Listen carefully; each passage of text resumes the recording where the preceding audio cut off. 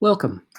In this lesson, we're going to take equations that are not written in standard form, convert them to standard form, and then in the standard form find our center, HK, or maybe it's HK, depending on whether if it's opened right or left, or if it's opened up or down.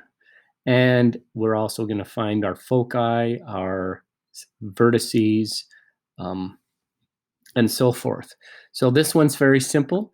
Make sure that you always remember to just bring the non-x term over. And if there's no single x or single y term, you don't have to complete the square. Just divide by 36. Our center, since there's no horizontal or vertical shift, our center is 0, 0. Our a value would be 6. Our b value would also be 6. Our c value to find the foci would be 36 plus 36, which is 72, which we would square root. The square root is 72 to find the foci.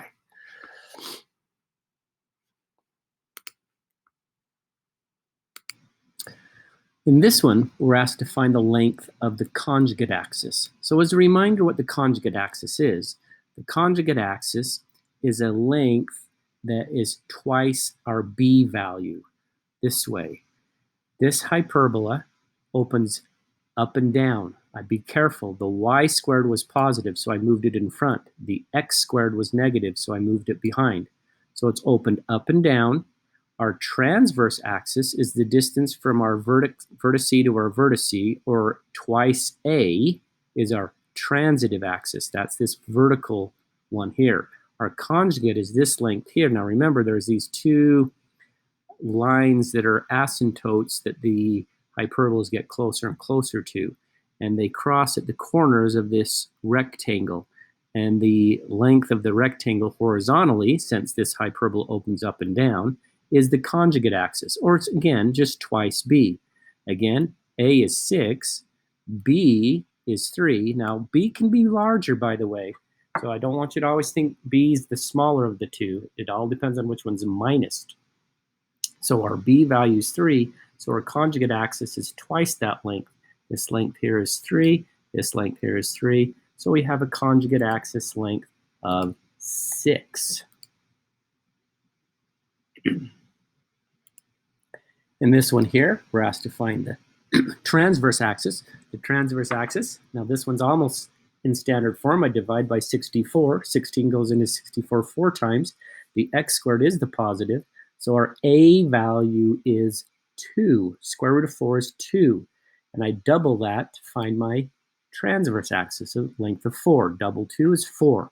And we know it's this horizontal because we're opened horizontally.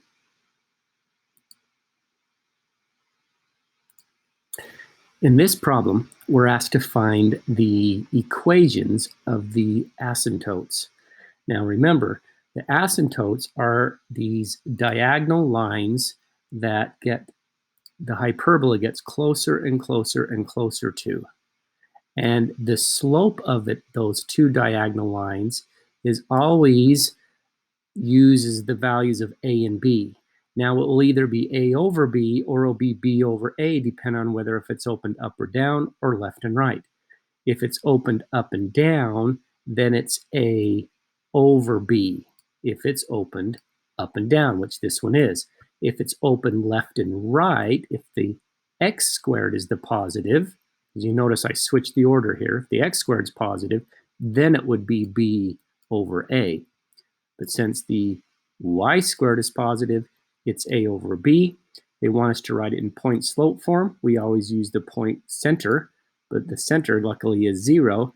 So we just have these two equations of y minus 0 equals I'm going to do the negative slope first, negative 8 over 2, which is negative 4. Whoops, so I don't know why I did the fraction, which is negative 4 times x in parentheses minus the x value of 0. So I don't really need to do in parentheses x minus 0.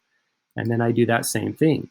Y minus 0 equals a positive 4, because we have both a positive and a negative slope of that 4, times in parentheses x minus 0. But again, I don't need to do the minus 0, so it's just 4x.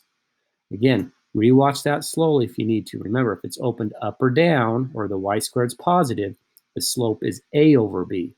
If it's open left and right, or if the x squared is positive, then it's b over a. Then you find the center and you write it in slope form, point slope form. Y minus the y value center equals your positive or negative slope, and then x minus your x values center. In this problem, we had to complete the square twice. I grouped the x's together, and since the x squared is positive, I put it in front.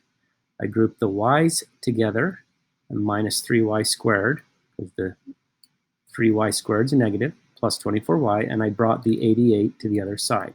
Since it's negative on the left, it's positive on the right. Then I factored a 2 away from the 2x terms, factored a 2 away from the x squared and the 8x, factored a 3 away from the y squared and the 24y. Actually a negative 3, that's why it changed sign. Then I completed the square. Half of negative 4 is negative 2, squared is 4. Half of negative 8 is negative 4, negative 4 squared is 16. Now, I didn't really add in 4, I added in 8, and I added in a, I made a mistake here. Can you see where I did my mistake? I didn't add in 54. It's a negative 3 times 16. I minused 54 from the left side. So that's going to change some of my values. So give me a minute to fix those. Wow, that was a quick minute. Well, I fixed it. I minus 54. So 88 plus 8 minus 54 is 42. Divide by 42. 2 goes into 42 21 times, and 3 goes into 42 14 times. Now I know my value of A. It's the square root of 21. I know my value of B. It's the square root of 14. And I know my value of C. I add those two together. That's 35, and I square root it. Now I can find anything I need to find. I know its center. Center is at 2, 4. I know its vertices.